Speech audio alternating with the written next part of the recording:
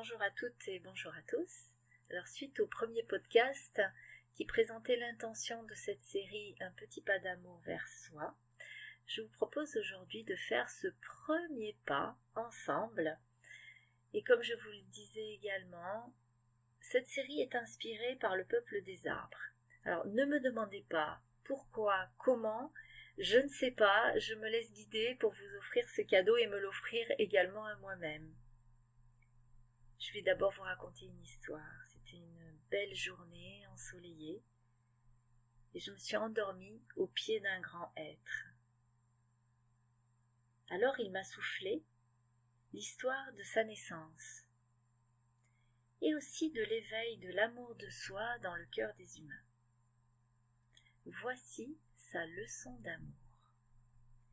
C'est l'automne et le grand hêtre porte de très jolis petits fruits sur ses branches. Ce sont des petites capsules hirsutes qui contiennent des graines. Il est fier, il a beaucoup de fruits et il sait qu'ils engendreront beaucoup de petits êtres. Et comme souvent à l'automne, le vent se lève. Il se lève fort et fait tomber des milliers de petits fruits au sol. Certains près du pied du grand arbre, et d'autres plus éloignés au bout des branches. Les petits fruits sont au sol. Et puis les feuilles tombent, et puis les débris de branches, et puis un peu de terre. Tout cela, peu à peu, recouvre les milliers de graines. Recouvre une graine qui va nous intéresser aujourd'hui. Alors elle devient invisible. Elle est sous les branches, sous les débris. Eh bien, me dit le grand être, chez le peuple humain, c'est un peu la même chose que pour nous les arbres.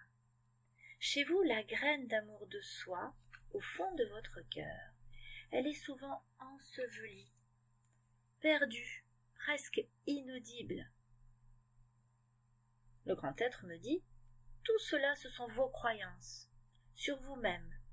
Les « je ne suis pas assez ceci, je ne suis pas assez cela, je ne saurais jamais faire ceci ou cela, oh je suis vraiment trop comme ci ou comme ça », ou encore « on ne m'aimera pas si je suis moi-même ».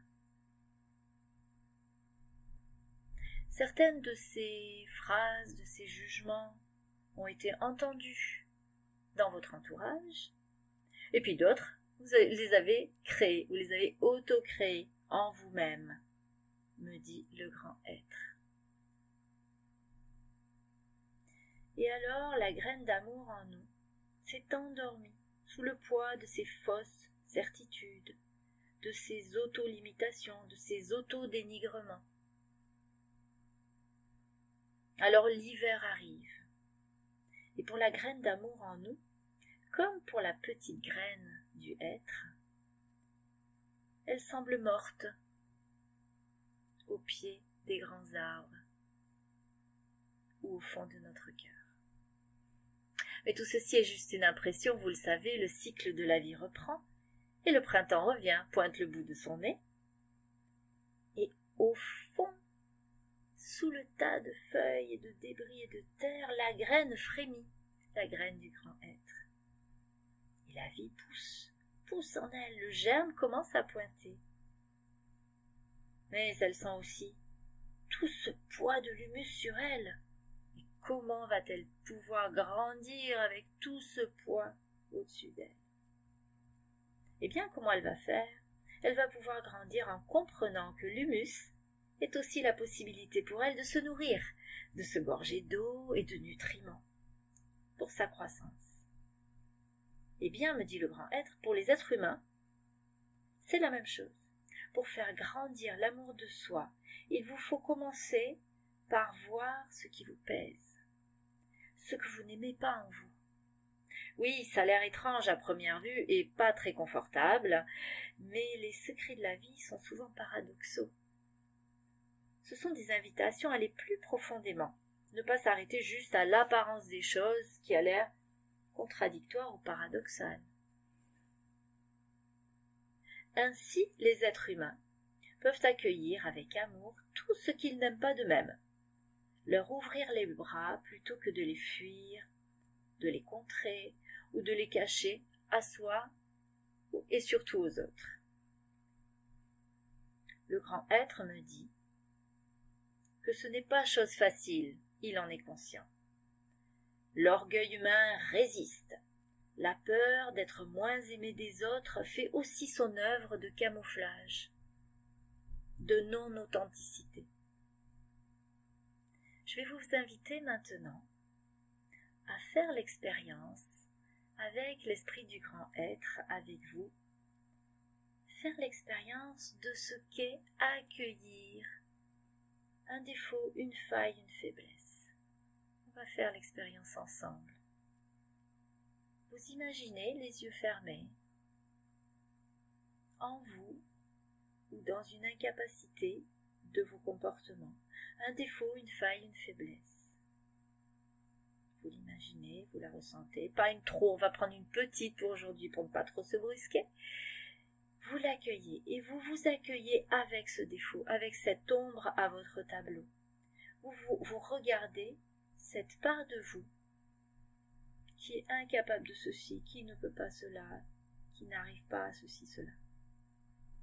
Vous vous regardez avec les yeux d'un parent bienveillant qui voit son enfant en difficulté, qui n'arrive pas à faire quelque chose.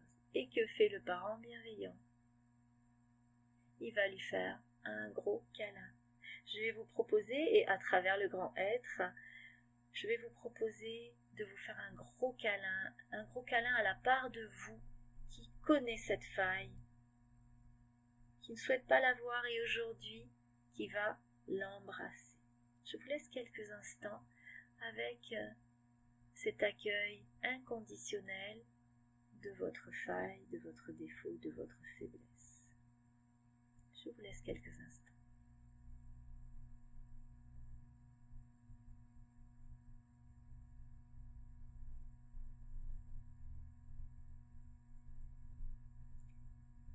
Laissez faire ce qui vient en vous. Même si ça résiste, laissez faire. Tout cela est pour gagner plus d'amour de vous-même, n'oubliez pas, pour vous libérer. Laissez faire. Je vous laisse encore quelques instants.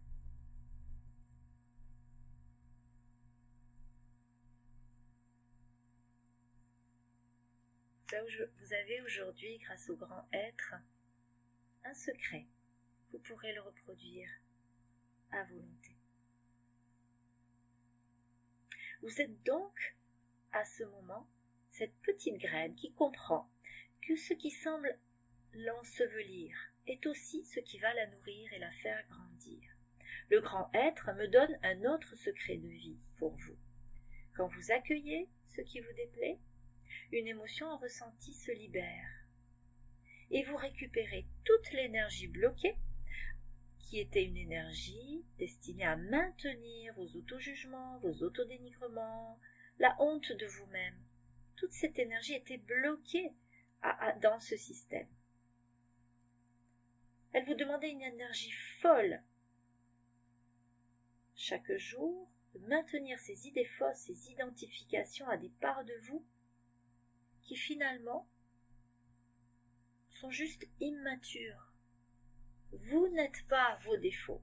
Et là, le grand être se fait plus ferme, plus catégorique dans son message, je vous le transmets comme il vient. Vous n'êtes pas vos incapacités. Et il répète, vous n'êtes pas vos incapacités. Troisième fois, vous n'êtes pas vos incapacités. Ce sont des capacités non atteintes encore. Juste cela. Vous flageller, vous reprocher ou fuir vos failles serait comme si le grand arbre reprochait à la plantule, la petite plante à ses pieds, de ne pas encore faire de fruits. C'est idiot, c'est surtout illogique. Nous faisons la même chose à l'intérieur de nous. Nous nous reprochons des choses en nous identifiant à ces incapacités. Alors que nous ne sommes pas encore capables de les réaliser. Le grand être poursuit. Peuple des humains, réveillez-vous de cette auto-hypnose.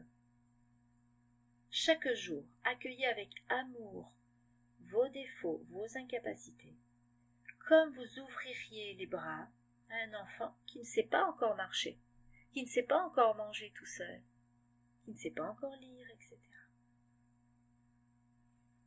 Il nous offre également une petite astuce pour se rééduquer au quotidien. À chaque phrase à l'intérieur de vous qui contient « je ne sais pas faire ceci, je suis incapable de faire cela, je suis nul en ceci, cela », vous ajoutez tout simplement « pour l'instant » à la fin. Je n'arrive pas à faire ceci, pour l'instant. Vous pouvez aussi, pour les plus courageux d'entre vous, faire toute une liste, déverser tout le gros sac de vos incapacités sur une feuille, le déverser, vous écrivez, et à chaque fin de phrase, chaque incapacité, vous notez pour l'instant, pour l'instant, pour l'instant. Et votre cœur s'emplira d'une petite dose d'amour à chaque fois, à chaque phrase. Vous serez ainsi tel le germe de la graine de hêtre qui, malgré le poids du sol, malgré la pression exercée sur elle, se gorge des nutriments et de l'eau de l'humus. Et se ferait un passage petit à petit, pas à pas, vers la lumière. Je vous souhaite donc d'accueillir